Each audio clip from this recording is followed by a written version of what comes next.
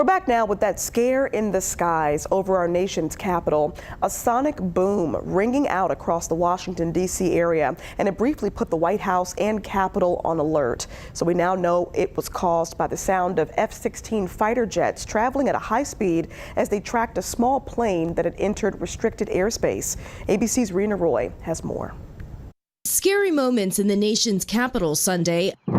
A sonic boom heard for miles across Washington, D.C. and the surrounding area.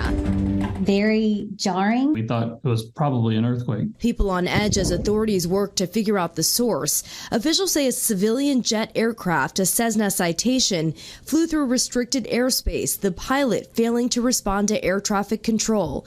U.S. military quickly launching 6 F-16 fighter jets from 3 bases to track the plane as it headed south into Virginia. 2 F-16s over Washington having to travel at supersonic speed to catch up with the Cessna jet, creating that sonic boom that reverberated across the region.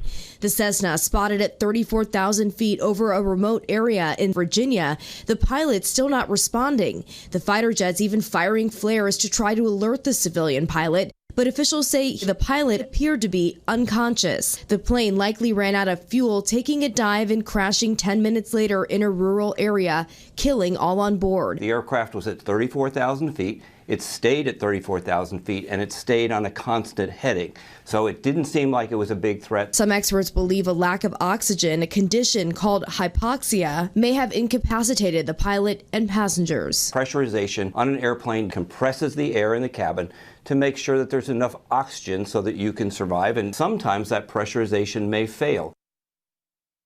Aviation experts say there was really no way to help land this plane safely because once everyone is unconscious, there's really nothing that can be done. Reena Roy, ABC News, New York.